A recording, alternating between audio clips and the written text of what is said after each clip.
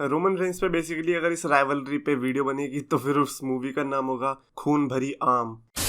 तो क्या champions of the world, मैं हूँ 3DX Chetan and I know कि AEW रेवोल्यूशन चल रही है, उसे भी देखकर उस पर भी हम रिव्यू वीडियो बनाने वाले। लेकिन अभी के लिए जो छोटी छोटी चीजें आई हैं उसके बारे में बात कर लेते। छोटे पैकेट बड़े धमाके, जैसे कि रॉ जो होने वाली है उसमें बेसिकली 2 इंपॉर्टेंट चीज है, एक अनइम्पोर्टेंट जिसमें कि Logan Paul and the Miz एक होम कमिंग पार्टी रखने वाले। आई डोंट थिंक सो कि उसके लिए कोई एक्साइटेड है, बट उसके अलावा रेटेड और सुपरस्टार एज जो एज स्टाइल्स को अटैक किया है उसको एड्रेस करने वाले, यानी कि फाइनली हमें पता चलेगा कि भाई साहब ऐसा क्यों हुआ है। एंड आई रियली होप कि जिस हेयर स्टाइल में एज ने छोड़ी थी लास्ट मंडे नाइट रॉ, उसी हेयर स्टाइल में देखने को मिले, तभी तो विलन वाली फील आएगी यार। उसके अलावा तो ऐसा लग रहा है फिर बेबी फेस ही लग गया। मेरे को ऐसा लग रहा है कि एज का बालों से बहुत ज्यादा कनेक्शन है। कई लोग कह रहे थे कि एज को बियर्ड शेव करा देनी चाहिए थी, and now I am feeling like कि हाँ यार बंदे सही तो कह रहे हैं, क्योंकि जितना भी हमने उनका हील का करियर देखा है उनमें वो बिना बियर्ड के ही रहे हैं। But at the same time भाई अभी उनकी एज हो चुकी है, अब जो उनका वो फेस का उधर स्ट्रक्चर है वो काफी अजीब दिखेगा।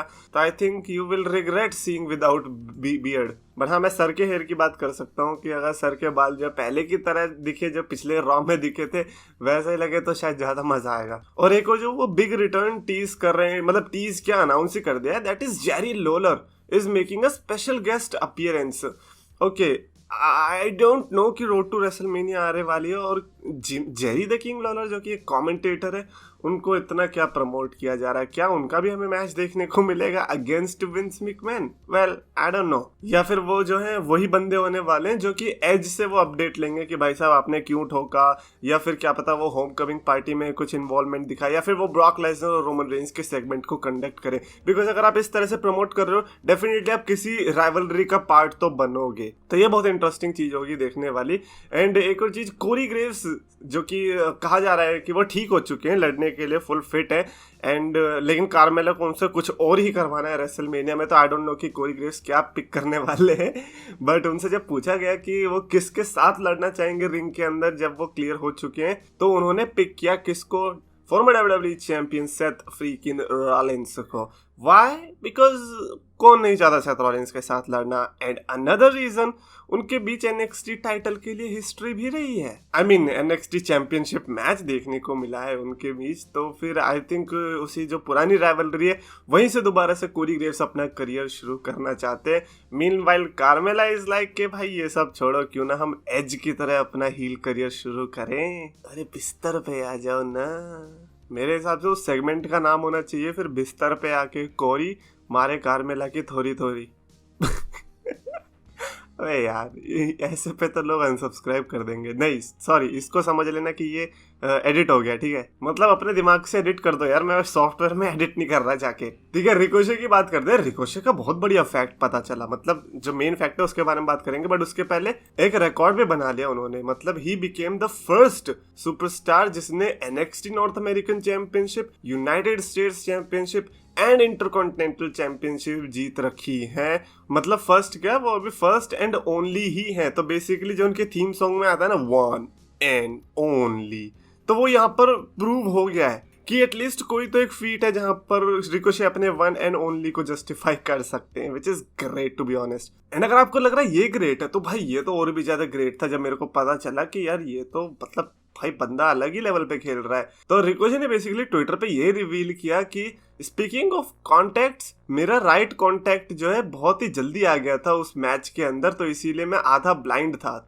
3/4 ऑफ इट। क्योंकि आपको नहीं पता होगा तो रिकोशे की आईसाइट वीक है, बेसिकली वो ग्लासेस भी यूज करते हैं। अगर हमने उनको गेम खेलते हुए देखा होगा या वैसे टाइम पे, और जब वो लड़ते हैं तो वो कॉन्टैक्ट लेंस यूज करते हैं, और उस मैच में उनके कॉन्टैक्ट लेंस निकल गए जिसके चलते वो ब्लाइंड थे मोस्ट ऑफ द मैच में। और फिर भी जब उन्होंने ऐसा मैच दिया, देन यू कैन एक्सपेक्ट कि वो किस तरह के बैटल करने वाले बंदे हैं। तो इसीलिए आई थिंक उनके लिए ये विक्ट्री शायद और भी ज्यादा स्पेशल हो गई होगी। So hats off to this guy man, king for a reason, king for a reason. Cody Rhodes की बात करते हैं। मतलब हम क्या करेंगे भाई, डेव मेल्जर की तरफ से आती रहती है कोडी रोड्स की। ऐसा लगता है कि भाई AEW के सुपरस्टार्स की अगर बात है तो फिर डेव मेल्जर के पास ही जाना पड़ेगा, आपको उसके अलावा कोई चांस नहीं है। एंड डेव मेल्जर की रिप्लाई भी वैसे होते हैं जैसे वो बेबी कह रहा हूँ, बच्चा नहीं था जिसकी क्लिप वायरल थी। ओके मैं आपको बताता हूँ कैसे। सो डेव मेल्जर, आपको क्या लगता है कि कोडी रोड्स जो है रेसलमेनिया 38 में कम्पीट करेंगे? that you had you want. ये होता है डेव मेल्जर का आंसर। बेसिकली उन्होंने भी यही कहा कि देखो यार, थ्योरी में तो ऐसा लिखा जा रहा है कि वो WWE की बुक्स में था, लेकिन उनके पास क्रिएटिव प्लान्स भी था और अभी वो नहीं है। फ्राइडे तक तो उनको लग रहा था कि उनके पास क्रिएटिव है, लेकिन फिर बाद में वो अनसर्टेन हो गए, जिसके बाद कोडी रोड्स, उनको नहीं पता कि कोडी रोड्स के साथ क्या करना है। They are not sure. उन्हें लगा कि उनके पास कोडी रोड्स है, उन्हें ऐसा नहीं है कि वो मर गए हैं, but still they are not sure. अभी यार ये क्या है, मतलब क्यों लोग कैसे पैसा दे देते हैं यार इस बंदे को कुछ भी बकवास करने के लिए। भाई तुम मेरे को अगर बोलोगे ना कि फ्री में मेरे को ये चीज सुना दे, मैं फ्री में सुना दूंगा, ये इसके तो मैं पैसे लूंगा, मेरे को पाप चढ़ेगा भाई। अबे तू बोल देना कि तेरी कोडी रोड्स से जरा भी जान पहचान नहीं है, तेरे को नहीं पता कि क्या हो रहा है WWE और कोडी रोड्स के साथ। बट पागल। स्पीकिंग ऑफ पागल, रोमन रेंस मजाक कर रहा हूँ। Roman Reigns and Seth Rollins का जो मैच था, फॉर सम रीजन पता नहीं वो MSG वाली वीडियो में Brock Lesnar versus Austin theory में इतना खो गया कि इस मैच के बारे में बात करना ही भूल गए। मतलब ये ऐसा मैच हुआ जिसमें रोमन रेंस ने क्लीन पिन कर दिया सेथ रॉलिंस को, जो कि मेरे हिसाब से शॉकर नहीं होता और शायद आपको पता भी नहीं चलता अगर ये रेगुलर लाइव इवेंट होता, MSG का ना होता। अब क्योंकि ये MSG का है तो मेरे को लगता है कि यहाँ पे WWE ने बमर पुल कर दिया। यहाँ पर क्लीन पिन नहीं होना चाहिए था सेथ रॉलिंस को। वाई? बिकॉज ये बहुत अच्छी अपॉर्चुनिटी थी इस स्टोरी लाइन को टीवी पर कंटिन्यू करने की, जिसमें सेथ रॉलिंस वही चीज कहते रहते कि तुम मेरे को हरा नहीं पा रहे। अभी क्या होगा, अभी ये कह तो देंगे लेकिन ऑकवर्ड लगेगा, क्योंकि अभी सबको पता है कि रोमन रेंस ने क्लीन पिन कर दिया है सेथ रॉलिंस को, तो वो मेरे हिसाब से फील नहीं आ पाएगी। अब डेमियन प्रीस्ट ने डिस्क्वालिफिकेशन से मैच खत्म कर दिया था, तो यहाँ पर भी अगर कर देते तो शायद ज्यादा अच्छा रहता। बट खैर क्या कर सकते। मेरे को बेस्ट पार्ट पता है क्या लगा, जब रोमन रेंस ने ट्विटर पे जाके एक ट्वीट डाला जिसमें उन्होंने लिखा #BeastBlood@the जिसमें उन्होंने अपना हाथ दिखाया और उस हाथ पे तब बीस्ट ब्रॉक लेसनर का खून लगा हुआ था। भाई फुल मूवी की स्टोरी लाइन चल रही है यार।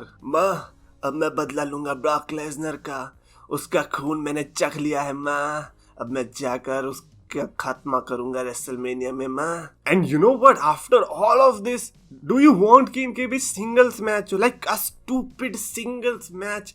Hello no. अगर इस मैच में स्टिपुलेशन नहीं होती, आई डोंट नो फिर किस मैच में होनी चाहिए। डेफिनेटली जब अंडरटेकर एंड ट्रिपल एच के बीच वो रेसलमेनिया 27 का मैच हुआ, मतलब वैसे तो वो सेकंड मैच था, लेकिन वो सीरीज चल रही थी शॉन माइकल्स ट्रिपल एच वाली, उसमें वो पहला मैच था ट्रिपल एच के साथ, उसमें स्टिपुलेशन दे दी थी उन्होंने, और फिर सेकंड वाले में भी स्टिपुलेशन थी। तो भाई तुम तो कितने मैच लड़ चुके हो, रेसलमेनिया में भी तुम्हारा ये तीसरा मैच होने वाला है, तो अगर आप स्टिपुलेशन डिमांड नहीं करोगे देन यू आर स्टूपिड। मतलब मेरे को तो लगता है कि एक्चुअली में ब्रॉक लेसनर को ये जो खून निकला है ना, उनको बोलना चाहिए जाके कि भाई मेरे को हेल इन अ सेल चाहिए, और हेल इन अ सेल के अंदर भी स्टिपुलेशन, जैसे कि रोमन रेंस ने ऊसो के साथ करी थी कि भैया hell in a cell I quit match होगा, तो ऐसा कुछ like we just want first blood match और समथिंग लाइक दैट। अगर WWE के अंदर बॉल्स हैं तो वो इस मैच को स्टिपुलेशन पे रखेगी, and I am pretty much sure कि अगर स्टिपुलेशन होगी तो वो इसी हफ्ते हमें पता चल जाएगी। Now what do you guys think, अगर इनके बीच स्टिपुलेशन मैच हो तो कौन सी आप पिक करने वाले हो? जो मैं पिक करूंगा वो है hell in a cell I quit match. I quit is the great way to end a story line. और अगर आपको वीडियो पसंद है तो प्लीज लाइक करो, शेयर करो, चैनल को सब्सक्राइब करो। रेसलिंग फैंस को पास बुलाया, मीठे शब्दों से सबका दिल था चुराया, अपने नाम का सच दम था बनाया, 2 लाख का इसने परिवार था जुटाया। पर समय की मार है, ये मेहनत की हार है, ये खुद को बदलना तो मेरे शब्दों के विचार है। अफसोस है कि आज सबने इसको भुलाया, फ्राइडेज को इसने RKO था लगाया, फ्राइडेज को इसने RKO